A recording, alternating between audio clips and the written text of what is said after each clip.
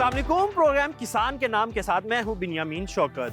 तीसरी दुनिया के मुमालिक अभी तक IMF के चुंगल से ही नहीं निकल पाए थे कि GMO नामी IMF ने अपने पंजे गाड़ लिए। दुनिया भर में सबसे बड़ा बिजनेस सेक्टर ज़राअत को ही समझा जाता है और इस बार प्लान ये है कि किस तरह किसानों को बीज का मोहताज किया जाए।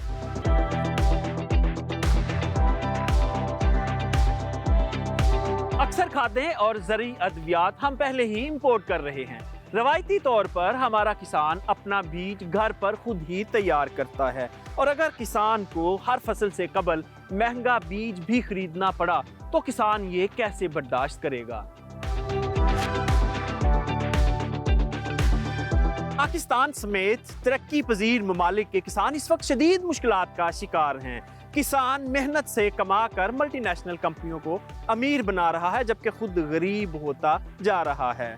आज का प्रोग्राम GMO टेक्नोलॉजी के बारे में है कि ये किस तरह किसानों को शिकंजे में जकड़ रही है। मुख्तलिफ रिपोर्ट्स के मुताबिक GMO सीड से बनने वाली खुराक भी इंसानी सेहत के लिए मुज़र करार दी जा चुकी है।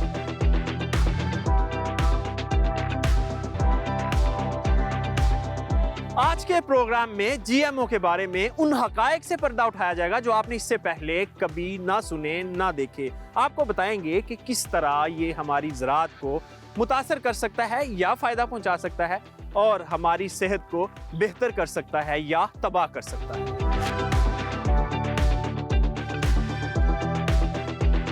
GMO टेक्नोलॉजी के बारे में मजीद हकायक जानने से कबल आपको लिए चलते हैं एक लैब जहां ये टेक्नोलॉजी बुरेकार लाते हुए मुख्तलिफ इक़साम के बीज तैयार किए जा रहे हैं। आपको इसका पूरा प्रोसेस दिखाते हैं।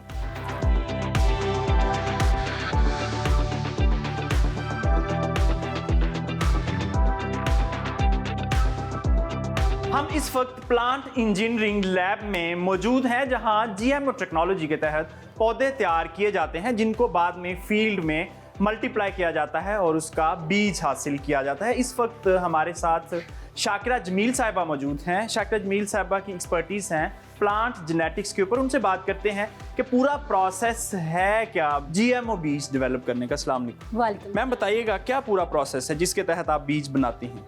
सबसे पहले हम अपना प्रॉब्लम देखते हैं कि फार्मर्स को या हमारे कंट्री में हमारे फील्ड में क्या इशू आ रहा है, कौन सी डिजीज़ आ रही है, या जैसे अब क्लाइमेट का है, हीट का इशू है, तो हम सबसे पहले इशू को आइडेंटिफाई करते हैं।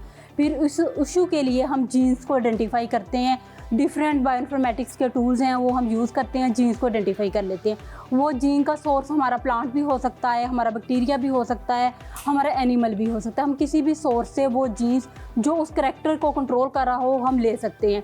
उस जीन को लेने के बाद हम फिर उस जीन से उसको DNA एक्सट्रैक्ट करते हैं। जैसे ये आपके पास है, ये हमने DNA ये कॉटन का के लिए हमने किया है, ठीक है। तो ये BT का आपको पता होगा, तो इसमें हमारा DNA मौजूद है।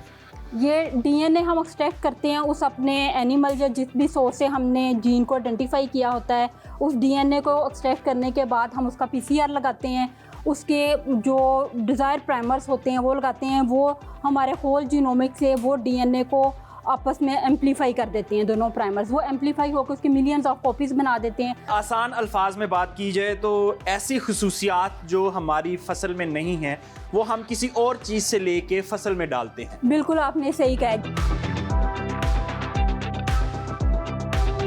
जैसे कि आप ये देख सकते हैं कि इसमें हमने जीन ट्रांसफ़र किया करने के बाद टिश्यू कल्चर तक हम ये पहुंच गए हैं। अब इसमें हम सिलेक्टिव एंटीबायोटिक्स डालते हैं जो कि हमारे जीन जब हम डेवलप करते हैं उसके साथ हमने मार्कर जीन डाला होता है। तो यहाँ से प्लांट रीजनरेट करेगा, हम इसको रूटिंग में लेकर जाएंगे, फिर पोर्ट्स में हार्डनिंग के लिए लगाएंगे, ग्रोथ रूम में ये सारा अंडर कंट्रोल टेम्परेचर ये सारा प्रोसेस चलेगा। डॉक्टर साहब ये किस चीज़ का प्लांट है? ये बरस का जंशिया का प्लांट है जिसमें हम जीन ट्रांसफ़र करने की ट्राई कर रहे हैं। मैक्स1 जीन है, यानी ये सरसों का पौधा है और हम कोशिश कर रहे हैं कि इसकी पैदावार में इजाफा। GMO के तहत ये बीज उगाएं और सरसों की पैदावार बढ़े। आप ये बताएं कि गवर्नमेंट की तरफ से परमिशन है इसको फील्ड में लगाने की? गवर्नमेंट की तरफ से पाकिस्तान में अभी कोई इतना ऐसा क्लियर नहीं है। हम GMOs की तरफ से नहीं गए, केस टू केस किया जाता है।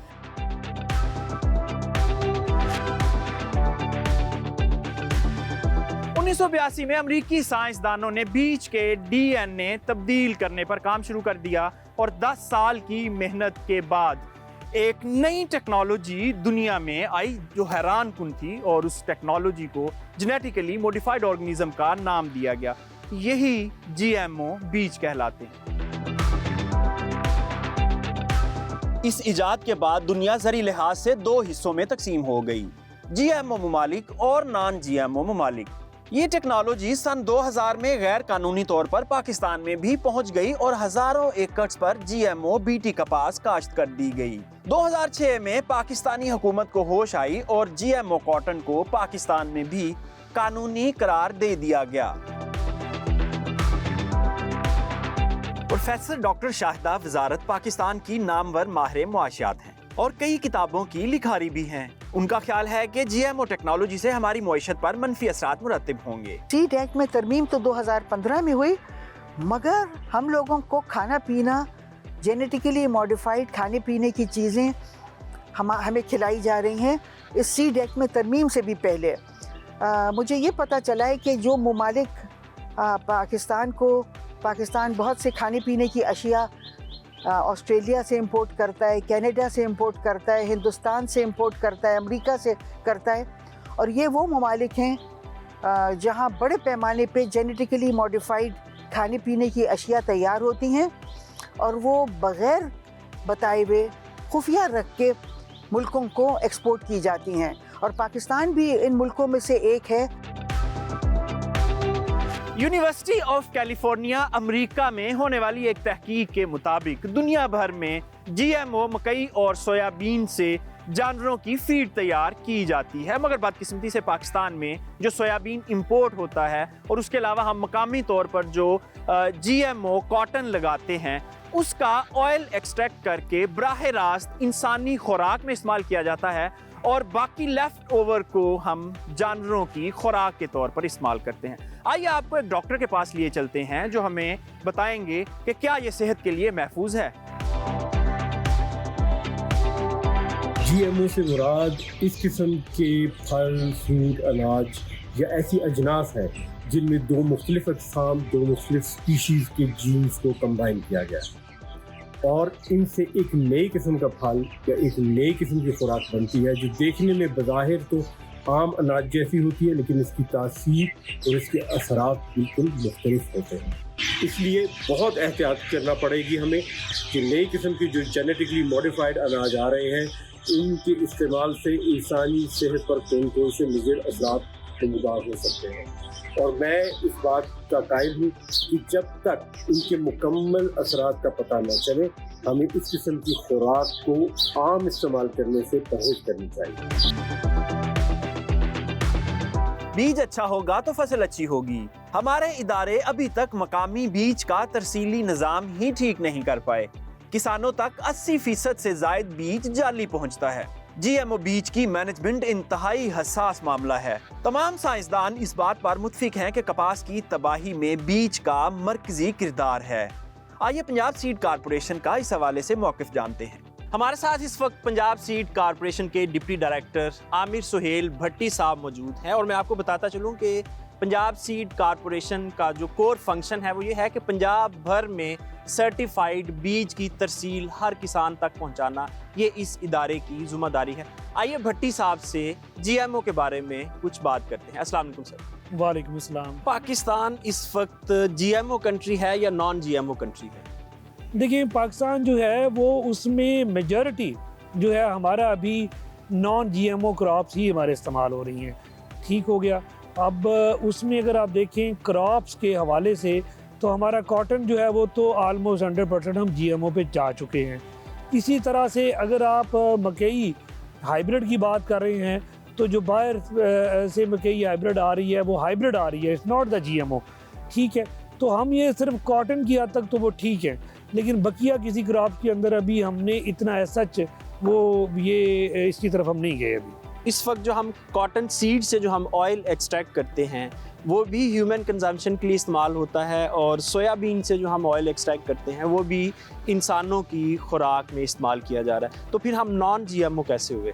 अच्छा, ये जो एलूजन्स हैं या एजम्पशंस हैं या फैक्ट्स हैं, इसके ऊपर मैं जो एज अ तालिब इल्म, मैं इसके ऊपर वो इस हवाले से है कि चूँकि इस पर दोनों फिगर्स है, negative and positive, pros and cons, वो मौजूद है। वो पाकिस्तान है, इंडिया है, बाहर के ममालिक हैं, यूरोपियन कंट्रीज़ हैं, तमाम, तो उसके ऊपर ये चीज़ें मौजूद हैं और वो लोग जो हैं वो इसके ऊपर अभी रिसर्च कर रहे हैं। हमारे जो रिसर्च इदारे हैं जो इसमें इन्वॉल्व हैं वैराइटीज़ की डेवलपमेंट में, वैराइटीज़ की इवॉल्वमेंट में, उसके साथ साथ एग्रीकल्चर एक्सटेंशन जिनका पूरे पंजाब के अंदर एक नेटवर्क है, तो वो ऐसी वैराइटीज़ निकालें।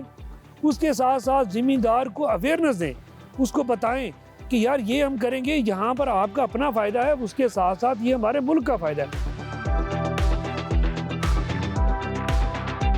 ग्रीन पीस इंटरनेशनल एक गैर सरकारी इदारा है जो दुनिया भर में 50 से ज़ायद ममालिक में ज़राअत के मुख्तलिफ शोबों में समाजी खिदमात सर अंजाम दे रहा है। ग्रीन पीस के मुताबिक GMO टेक्नोलॉजी ज़राअत के लिए इंतहाई ख़तरनाक है। माहिरीन से डिस्कशन के बाद हम इस नतीजे पर पहुंच चुके हैं कि ऑफिशियली हम नॉन GMO मुल्क में रह रहे हैं, मगर हमारी खुराक में GMO शामिल हो चुका है। मुख्तसर ब्रेक और ब्रेक के बाद आपकी मुलाकात करवाएंगे चंद माहिरीन से, जिनसे हम ये पूछेंगे कि GMO के बाद क्या हमारा मकामी बीज बच जाएगा या तबाह हो जाएगा। स्टे विद अस।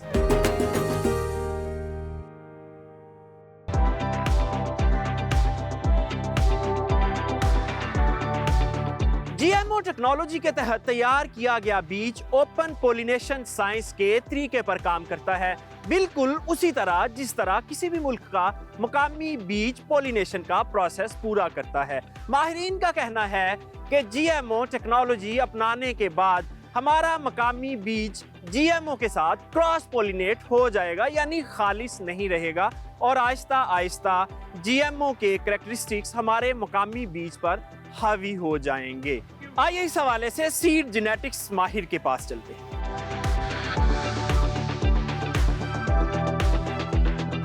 ज़राअत की बका के लिए मकामी बीज कितने ज़रूरी हैं, ये जानने के लिए इस वक्त हम प्रोफेसर डॉक्टर मोहम्मद अरशद जावेद साहब के पास पहुंच चुके हैं। अस्सलाम वालेकुम सर। वालेकुम सलाम। सर फरमाइएगा कि किसानों से अगर हम मकामी बीज छीन लें, उनको GMO पे ले जाएं, तो कितना नुकसान हो सकता है?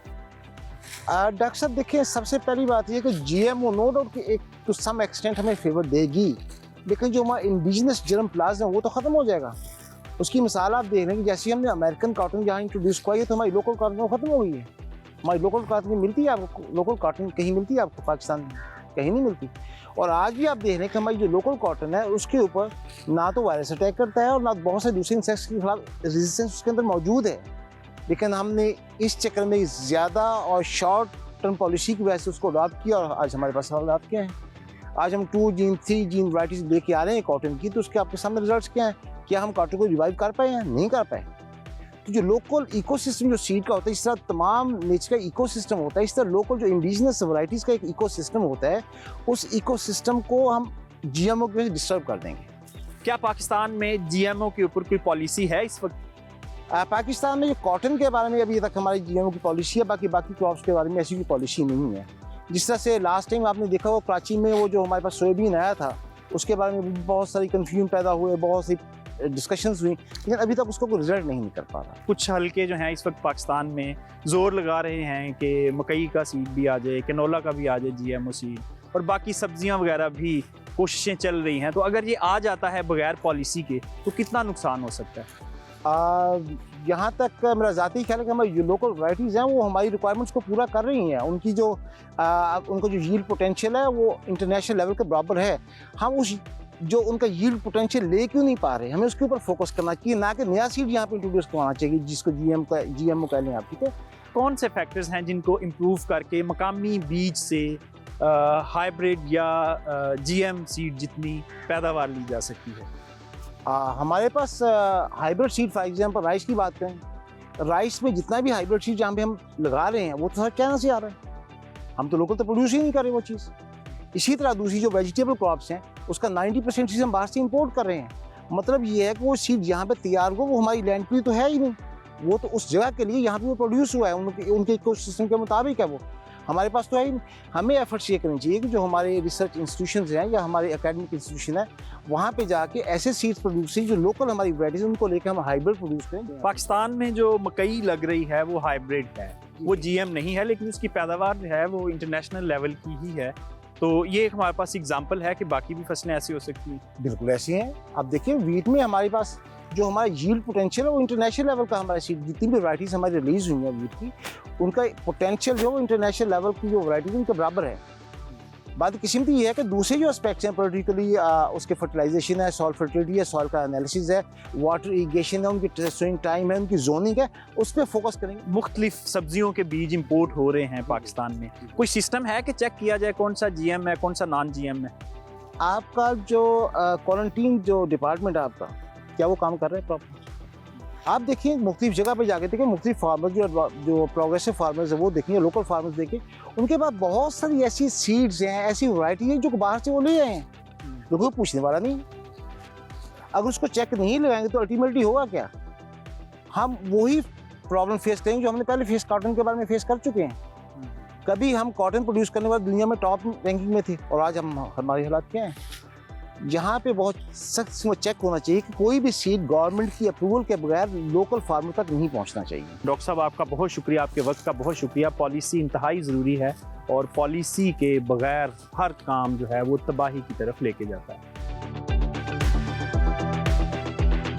जीएमओ टेक्नोलॉजी को डील करने वाली दुनिया की 5 बड़ी कंपनियों का सालाना मुनाफा 30 अरब अमरीकी डॉलर है, जो पाकिस्तान के सालाना तरक्याती बजट के तकरीबन बराबर बनता है। अभी सिर्फ 10% रकबे पर किसान जीएमओ टेक्नोलॉजी से प्रोड्यूस किया हुआ सीड इस्तेमाल कर रहे हैं।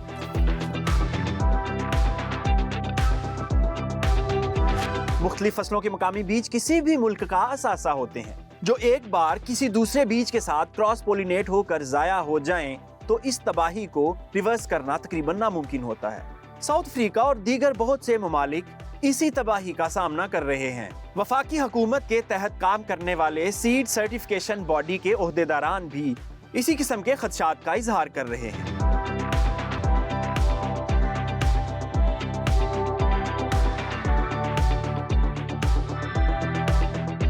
अच्छी पैदावार के लिए अच्छे बीज का होना जरूरी है, और अच्छा बीज कहां से कैसे हासिल किया जा सकता है, इसके कौन कौन से तरीके हैं, ये जानने के लिए हम इस वक्त फेडरल सीड सर्टिफिकेशन डिपार्टमेंट के सीड इंस्पेक्टर हाफिज मोहम्मद वकास साहब के साथ मौजूद हैं। उनसे पूछते हैं कि क्या क्या तरीका है बीज हासिल करने का। अस्सलाम वालेकुम। सबसे पहले बताइए कि बीज हम पैदा करते हैं उसके कौन कौन से तरीके हैं? एक्चुअली देखिए, हमारे पास बीज सीड प्रोड्यूस करने के लिए लोकल सीड प्रोडक्शन का एक तरीकाकार है, जो कि हम लोग बहुत सालों से चलते आ रहे हैं। इसमें मुख्तलिफ इदारे, जैसे कि हम इस वक्त यूब रिसर्च में खड़े हैं, ये भी ऐसे ही करते हैं। जैसे कि गंदम का सीड जो है, इसको प्रोड्यूस करने के लिए लोकली जो है वो हम लोग चलते हैं। अच्छा, ऐसे ही निपजी भी है, नियाब भी, और भी मुख्तलिफ इदारे हैं। और दूसरा जो सीड है हमारे पास बाहर से इम्पोर्ट होकर आ रहा है, यानी कि मुख्तलिफ कंट्री से, like that China, Thailand, America, USA, वो सीड जो है इंपोर्ट होके हमारे पास आ रहा है, जिसमें हाइब्रिड्स, वेजिटेबल्स भी काफ़ी ज़्यादा हैं। और इसी तरह हमारे पास पाकिस्तान में लोकली हाइब्रिड भी काफ़ी ज़्यादा जो है वो प्रोड्यूस हो रहे हैं। ठीक है जी, तो इसमें यही तरीकाकार है, हम लोग इसमें लेके चलते हैं कि हम लोग ज़्यादा जो कहते हैं कि वो लोकल सीड प्रोडक्शन की तरफ लोग आएँ, ताकि जो हमारी पाकिस्तान की वैरायटीज़ हैं जिनके अंदर बहुत ज़्यादा पोटेंशियल है वो आगे निकले। इस वक्त इशू चल रहा है बीटी का या जीएमओ का, तो आप क्या समझते हैं कि इसको इस वक्त पाकिस्तान में आना चाहिए? इसमें एक चीज़ बड़ी ज़रूरी है कि वो जो आप जेनेटिकली जो मॉडिफाइड कर रहे हैं चीज़, वो इंसानों के लिए हार्मफुल ना हो। ये बड़ा ह्यूमन बींग्स के लिए हार्मफुल नहीं होनी चाहिए, ये बड़ी ज़रूरी चीज़ है, क्योंकि हम जीन्स जब समटाइम चेंज कर रहे होते हैं, नो डाउट हमने कॉटन खानी नहीं है, लेकिन फिर भी कॉटन पहननी है, ऑयल्स है, ज़ाहिर सी बात है, तो उस चीज़ का ज़रा थोड़ा सा ख्याल रखना पड़ता है। जब आप हाइब्रिड प्रोड्यूस कर रहे हैं, आप एक अच्छा मेल और एक अच्छे फीमेल को लेके आ रहे हैं, तो आपके पास एक हाइब्रिड एक अच्छी प्रोडक्शन प्रोड्यूस कर रहा है, तो आपको ज़रूरत नहीं है कि उसके जीन्स को अल्टर करें ना, ये कुदरत की नेचर है। ठीक है जी, आप बाकी फिर भी अगर आप करना चाहते हैं, इट्स एन एक्सपेरिमेंट्स जितने मर्जी करें, लेकिन हम यही कहते हैं कि आप मेल फीमेल को लगाएं, ठीक है, उसके बाद उससे हाइब्रिड सीड प्रोड्यूस करें, अदरवाइज आप लोकली प्रोड्यूस करें, क्योंकि कुदरत की कुछ चीज़ें हैं उनको डिस्टर्ब करना अच्छी बात नहीं होती। अच्छा, 3 तरीके जो हैं हमारे, इंपोर्ट अगर छोड़ दें तो बाकी 3 तरीके, इन तीनों में अगर कंपैरिजन किया जाए तो बेस्ट तरीका कौन सा है जिस पे कौम का सर्वाइवल है? सर देखें, बेस्ट तरीका उसको हम कहते हैं जो मोर देन आप अडॉप्ट कर सकें ना। आप जीएमओ को अडॉप्ट करेंगे सिर्फ 1-2 इदारे, हाइब्रिड को बहुत जिसके पास अच्छी फैसिलिटी होगी वो प्रोड्यूस कर लेगा। अब बचता है लोकल सीड प्रोडक्शन का तरीका, जो मोर अडॉप्टेबल है। जिसको हम अडॉप्ट कर सकते हैं, जिसको एक लेमैन भी अडॉप्ट कर सकता है। देखिए ना, अब वीट है, वीट का सीड हर लेमैन जो है, जो किसान है, वो प्रोड्यूस कर सकता है अगर उसको आप थोड़ी सी ट्रेनिंग्स दें। हम ये कहते हैं कि लोकल सीड प्रोडक्शन जो है is the best method. After that अगर आप प्रोडक्शन में बहुत, जैसे कि मेज़ है, अब मेज़ में हाइब्रिड प्रोड्यूस हो रहे हैं, यहाँ पे कंपनीज जो है बहुत सारी हाइब्रिड जो है वो प्रोड्यूस कर रही हैं और उनकी बड़ी अच्छी प्रोडक्शन है, बड़ा अच्छा जो है वो चल रहे हैं। जी बहुत शुक्रिया। अल्टीमेटली हमें जो इंडिजिनस ब्रीड है उसको ही आपका जी, कहना है बिल्कुल, कि हमें उसे बिल्कुल। प्रमोट करना हाँ, चाहिए। हमारे मकामी बीजों में भी बहुत पोटेंशियल मौजूद है। अगर कहा जाए कि जदीद बीजों का मुकाबला कर सकते हैं तो गलत ना होगा। R&D ना होने की वजह से और इंपोर्ट आसान होने की वजह से बीज के ऊपर वर्किंग ना की गई, जिसकी वजह से आज हमारा बीज पीछे रह गया। कम सही मगर कामयाबी की दास्तानें तो मौजूद हैं। आइए आपकी मुलाकात करवाते हैं एक पाकिस्तानी ज़रई साइंसदान से, जिन्होंने मकई का बीज सिलेक्शन मेथड के जरिए डेवलप किया हुआ है, जिसकी पैदावार हाइब्रिड और GM से ज्यादा है और कीमत में भी कम है। जमीन शाकिर साहब फरमाइएगा, क्या सिनेरियो है बीज का? बहुत शुक्रिया बिन्यामीन साहब। जैसा कि आप जानते हैं कि ये देसी मक्की जो है वो चारे के लिए है, जो हाइब्रिड मक्की है वो ग्रेन पर्पज़ के लिए होती है, तो उसके जो पैदावार वो 22 टन से ज़्यादा नहीं बढ़ती और उसको बेकायदा क्रॉस उसकी पेरेंट क्रॉस करा के किया जाता है। तो इसमें और जो SGF है जंबो मेज़, इसमें ज़मीन आसमान का फ़र्क है, क्योंकि इसकी पैदावार भी डबल है और ये स्वीट है, ज़िम्मेदार आसानी से इसका भी पैदा कर सकता है और ये जानवरों के लिए बेहतरीन, जानवर से खाने के बाद दूध भी ज़्यादा देते हैं और दूध देने के साथ साथ उसकी सेहत भी अच्छी रहती है। तो मैं यही ज़िम्मेदार काश्तकार भाइयों का कि लोगों में ये सफ़ेद मक्की को देखकर आप SGF 2020 लगाएं, इससे बढ़कर पैदावार देने वाली कोई और मक्की नहीं है। जी आप जैसा देख रहे हैं इसका कद हाइट में पीछे जो इशारा किया है, ये देखिए इसका हाइट कितनी ज़्यादा है और ये मीठी है, सबसे बड़ी बात है मीठी है और देर तक चलती है और हीट टॉलरेंस है और हर इलाके में लगा सकते हैं, हर मक्की के साथ लगा सकते हैं। चारा इसका 60 दिन में तैयार हो जाता है अगर आप लगाना चाहें।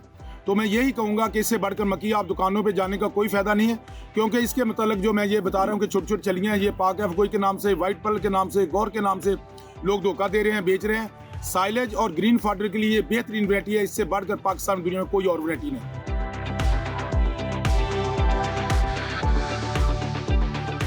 दुनिया भर में GMO टेक्नोलॉजी से तैयार की गई खुराक के बहुत सख्त रूल्स हैं। लेबल पे लिखा जाता है कि ये GMO है या नॉन GMO। हैरानगी की बात है कि पाकिस्तान में पाकिस्तानी कौम, हम लोग GMO फूड खा भी रहे हैं और हमें मालूम भी नहीं कि ये GMO है। मुख्तसर ब्रेक, और ब्रेक के बाद आपको लिए चलेंगे चंद माहिरीन के पास जो हमें बताएंगे कि कपास की फसल कैसे तबाह हुई और हमारी चलती चलाती कॉटन इंडस्ट्री को किस तरह ताले लग गए।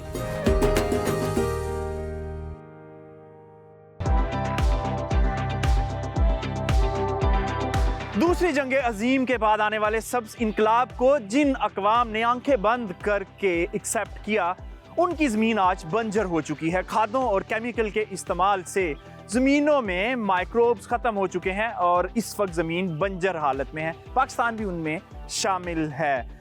GMO को सेकंड जनरेशन ग्रीन रेवोल्यूशन का नाम दिया जा रहा है। इस बार अगर ये कोताही की गई, बगैर सोचे समझे इस टेक्नोलॉजी को अडॉप्ट किया गया, बगैर रूल्स एंड रेगुलेशंस के ये इनकलाब पाकिस्तान में दाखिल हो गया, तो फिर इस बार ना ज़मीन बचेगी, ना किसान बचेगा और ना ही मकामी बीज बचेगा। दुनिया के अक्सर ममालिक में GMO टेक्नोलॉजी एक मुतनाज़ टेक्नोलॉजी समझी जाती है। ये टेक्नोलॉजी हमारी ज़राअत और इंसानी सेहत को किस तरह मुमकिना तौर पर मुतासर कर सकती है, ये जानने के लिए एक GMO लैब के साइंटिफिक ऑफिसर राहील शहजाद हमारे साथ मौजूद हैं। उनसे पूछते हैं कि क्या मुमकिना ख़तरात हैं हमारी ज़राअत को GMO से। अस्सलाम वालेकुम सर। वालेकुम अस्सलाम। इसमें सबसे पहला जो पोटेंशियल हैज़र्ड हमारे पास एग्जिस्ट करता है वो एंटीबायोटिक रेजिस्टेंस है, जो कि ह्यूमन, एनिमल, आप सभी के ऊपर अप्लाई कर सकते हैं। फॉर एग्जांपल जब हम GMO डेवलपमेंट पे बात करते हैं तो उसमें हम NPT2 जीन है एक, जो कि एंटीबायोटिक रेजिस्टेंस के ज़रिए से हम स्क्रीनिंग करते हैं, स्क्रीनिंग के स्टेप पे। तो वो उसमें एक जीन है NPT2, वो बैक्टीरिया की एंटीबायोटिक अगेंस्ट रेजिस्टेंस करता है, यानी जो GMO प्लांट होता है वो रेजिस्ट कर जाता है, वो डेड नहीं होता, बाकी चीज़ें डेड हो जाती हैं। जब हम एंटीबायोटिक लेंगे तो उसके अगेंस्ट भी बॉडी में रेजिस्टेंस का लेवल इंक्रीज़ हो चुका तो होगा, तो हमें first generation, second generation, third generation, जो एंटीबायोटिक जनरेशन आफ्टर जनरेशन ये उनकी डोज इंक्रीज़ हो रही है ना, तो उसके पीछे ये एक पोटेंशियल हैज़र्ड मौजूद है कि ये इस तरीके से हमें अफेक्ट कर सकती है। इसमें हमें यही है कि जो हमारे इंस्टीट्यूशनल कैपेसिटी है उसको इन्हांस करने की ज़रूरत है। फॉर एग्जांपल हमारे दो तरीके से हमारे कंट्री में सीड आ सकता है। एक तो आप उसको थ्रू सी लेके आ सकते हैं, दूसरा बाय एयर ला सकते हैं। तो जो आपकी दोनों जगहों पे आपकी क्वारंटाइन की जो फैसिलिटीज़ हैं वो वहाँ पे हैं, और उनको अगर आप स्ट्रेंथन करें, वो उसको मज़ीद उनकी कैपेसिटी इन्हांसमेंट करें, तो इस तरह की चीज़ों को हम रोक सकते हैं। राहील साहब, इसके अलावा क्या क्या प्रॉब्लम्स हैं जो GMO ज़राअत में मुंतकिल कर सकता है? सर, इसमें एक कॉन्सेप्ट है जिसको हम बात करते हैं इंसेक्ट की रेजिस्टेंस डेवलपमेंट। किसी भी मींस के ज़रिए से 1.96 से नीचे की वैरायटी को अप्रूव कराते हैं तो उसके ऊपर फिर इंसेक्ट आपका सर्वाइव भी करेगा और आपकी कॉटन के अंदर आहिस्ता आहिस्ता अमेरिकन बोलवर्म के अगेंस्ट भी रेजिस्टेंस आ जाएगी, क्योंकि वो आहिस्ता आहिस्ता उस पॉइजन को खाएगा बट उसकी डेथ नहीं होगी। इसके अलावा एक कॉन्सेप्ट है सुपर वीड का। अगर सुपर वीड की उसमें ये है कि अगर आपने कॉटन ग्रो किया और साइड बाय साइड उसकी वाइल्ड रिलेटिव या उसका क्लोजली कोई रिलेटिव क्रॉप ग्रो कर रही है, हर्बिसाइड आपने रेजिस्टेंस कॉटन बनाई है और उसका पोलन ट्रांसफ़र हो गया हॉरिजॉन्टली किसी और क्रॉप के ऊपर, तो उस क्रॉप में भी यानी जो आपकी वीड है जिसको आप पोटेंशियली वीड बोल रहे हैं, तो वो आपकी सुपर वीड बन जाएगी और जितनी मर्जी स्प्रे करेंगे तो फिर आप उस वीड से छुटकारा हासिल नहीं कर सकते हैं, क्योंकि उसके अंदर ऑलरेडी आपकी जो ग्लाइफोसेट है उसके खिलाफ रेजिस्टेंस डेवलप हो चुकी है। हमने एक ही तजर्बा किया BT कॉटन का, वो बड़ा बुरी तरह से फेल हुआ। तो इसके अलावा कोई सिस्टम है जिसके ज़रिए हम अपने सीड को बेहतर कर सकें? इसकी अल्टरनेट एक अब बहुत अच्छी टेक्नोलॉजी साइंटिस्ट ने मुतारफ़ कराई है, उसके ऊपर एक नोबल प्राइज़ भी मिला 2013 के अंदर उन्होंने ये ईजाद की थी और 2020 में नोबल प्राइज़ मिला है साइंटिस्ट को इसके ऊपर। वो है जीनोम एडिटिंग। जीनोम एडिटिंग में क्या है कि आप फॉरेन DNA को इंसर्ट नहीं कर रहे, एक रिलेटिवली अच्छी टेक्नोलॉजी की तरफ जाना चाहते हैं तो हमें क्रिस्पर के ऊपर, उसको CRISPR-Cas9 उसका एग्जैक्ट नेम है, बस उसको हम जीनोम एडिटिंग बोल देते हैं, तो हमें उसके ऊपर शिफ्ट हो जाना चाहिए। शुक्रिया राहील साहब। मुख्तलिफ पाकिस्तानी अखबारात में छपने वाली रिपोर्ट्स के मुताबिक हमारे पास अभी तक GMO से फूड प्रोसेसिंग करने और जानवरों की फीड बनाने के SOPs ही नहीं हैं। जब तक रूल्स एंड रेगुलेशंस ना बने हों तो फिर कैसी तैयारी? ज़रूरी साइंसदानों की मुजरमाना गफलत कह लीजिए या GMO टेक्नोलॉजी का फॉल्ट। 1900 की दहाई में पाकिस्तान बड़ी ज़बरदस्त कपास पैदा करता था और चंद बड़े ममालिक में शामिल था जहां बेहतरीन कपास पैदा की जाती थी, और फिर GMO टेक्नोलॉजी से तैयार किया गया BT सीड पाकिस्तान में आ गया और पाकिस्तान की पैदावार बढ़ने की बजाय कम होना शुरू हो गई और हम एक्सपोर्टर से इंपोर्टर बन गए और हमारी चलती हुई टेक्सटाइल इंडस्ट्री को ताले लग गए।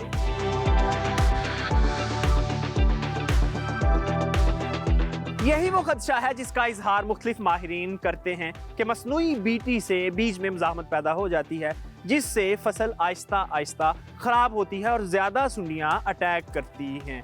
आइए कपास की तबाहकारियों पर एक रिपोर्ट देखते हैं। एक वक्त था जब पाकिस्तान के जनूबी इलाके जुलाई से नवंबर के दौरान चांदी की सफ़ेद चादर ओढ़ लेते थे, यानी हर खेत में कपास ही कपास नजर आती थी। कपास की पैदावार के लिहाज से साल 2011 किसानों पर इंतहाई मेहरबान रहा। इस साल किसानों ने तकरीबन 11,000 मिलियन कपास की गांठें पैदा की, जिनकी मालियत अरबों डॉलर बनती है। और फिर इस इंडस्ट्री का जवाल शुरू हो गया और हालात यहाँ तक पहुँच गए कि साल 2023 में हमारी पैदावार सिर्फ 4,000 मिलियन बेल्स रही। दुनिया तरक्की करती रही और हम तनज़्ज़ुली। साल 1983 में पाकिस्तान की कपास की पैदावार 4,000 मिलियन गांठें थी, यानी हम 40 साल पीछे पहुंच चुके हैं। कपास की पैदावार में हमसाया मुल्क भारत पाकिस्तान से बहुत पीछे था, मगर आज पाकिस्तान टॉप 5 में भी नहीं आता। मकामी टेक्सटाइल इंडस्ट्री की सालाना जरूरत 12 मिलियन बेल्स है, जबकि मकामी पैदावार सिर्फ 4 मिलियन बेल्स। इदारों की मुजरिमाना गफलत या GMO टेक्नोलॉजी का कमाल, हम दुनिया में कॉटन के लीडिंग एक्सपोर्टर से इम्पोर्टर बन गए। पंजाब के अंदर कहाँ पर हम लोग थे कि 70-72 लाख एकड़ पंजाब में हो रही थी, और 70-72 लाख से अगर हम अब देखें तो बतदरीज कम होते होते होते हम लोग 39 और 40 और इवन इससे कम के ऊपर 33-34 लाख के ऊपर भी हम गए हुए हैं। अब इसमें क्या हुआ कि ज़िमींदार का कॉटन से एतमाद उठा। वो जो आपने बात अभी फरमाई है कि ज़िमींदार को जब उसकी पर एक यील्ड नहीं मिलेगी, उसको उसकी फसल का मुआवजा नहीं मिलेगा, तो वो अल्टीमेटली किसी और तरफ डाइवर्ट हो जाएगा।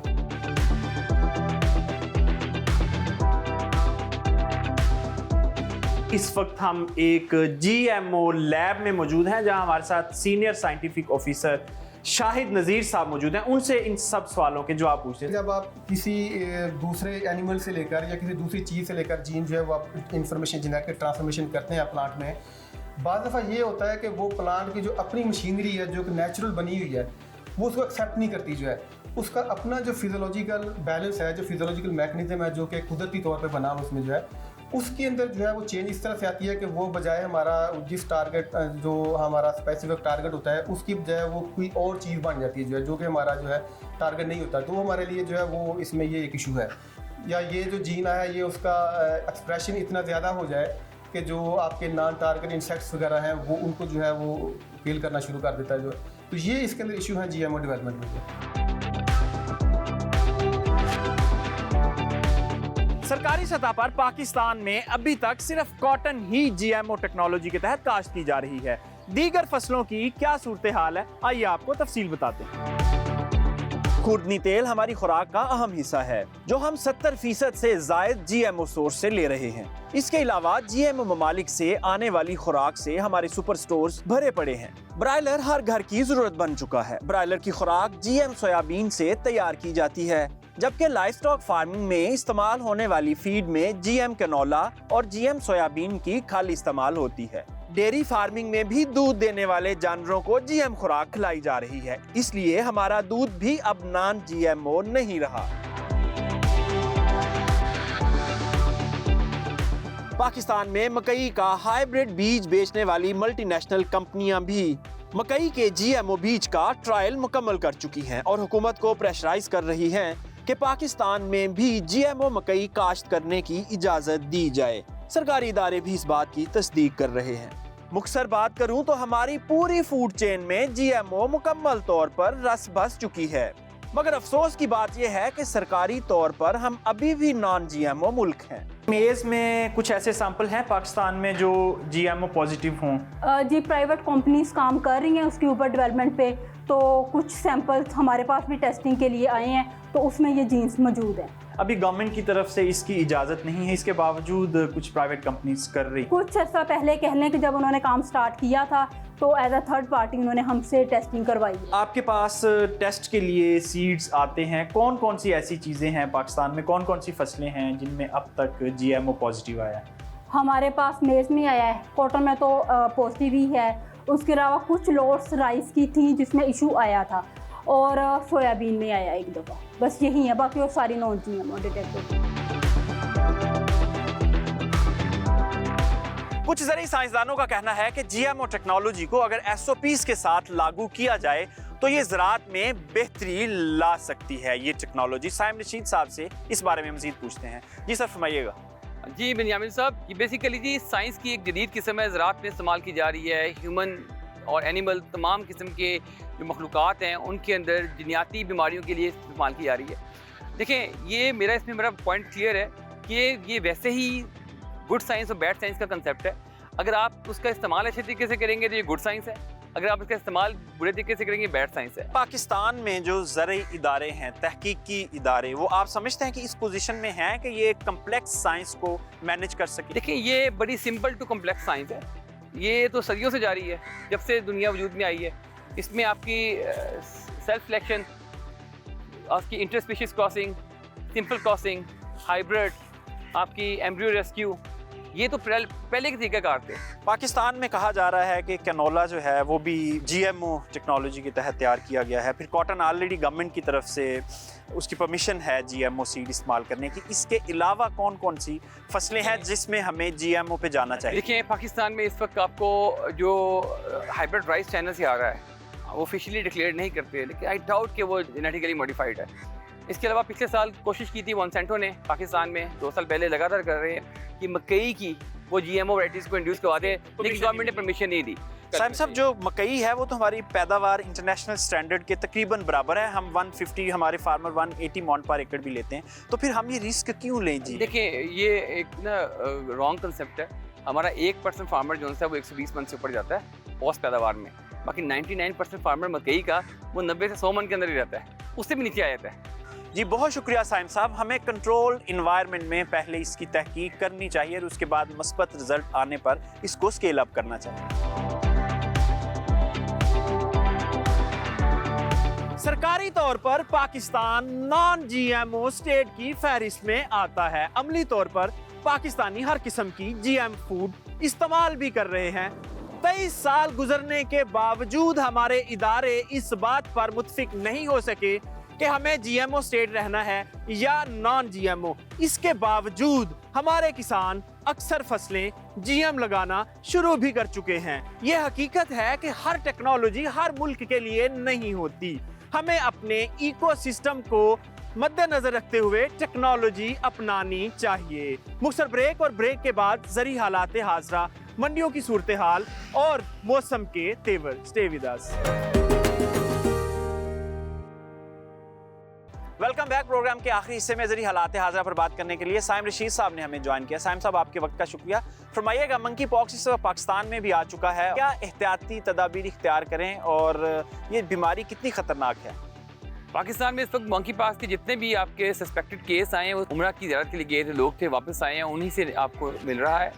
तो इससे बचने का आसान तरीका ये है कि इस मरतबा जब ईद की आप कुर्बानी करें तो स्क्रीनिंग बहुत सख्त होनी चाहिए। साइम साहब, इस बीमारी का कोई इलाज भी है और क्या असरात आते हैं इंसानी जिस्म के ऊपर इसके? देखिए, इसके जो असरात हैं उसमें सर दर्द, रैशेस, फोड़ों का बन जाना, इसके अलावा आपकी कमर में दर्द होना। 3 से 4 दिन अगर अलामत शुरू हो तो आप वैक्सीनेशन करें तो आपको रिकवर हो सकता है। साइम साहब, सिंध की बात करें तो गंदम का खरीदारी हदफ पूरा नहीं हो सका। इसी तरह बलोचिस्तान और खैबर पख्तूनख्वा से भी कोई अच्छी खबरें नहीं है, लेकिन हुकूमत कह रही है कि इस साल बम्पर क्रॉप है।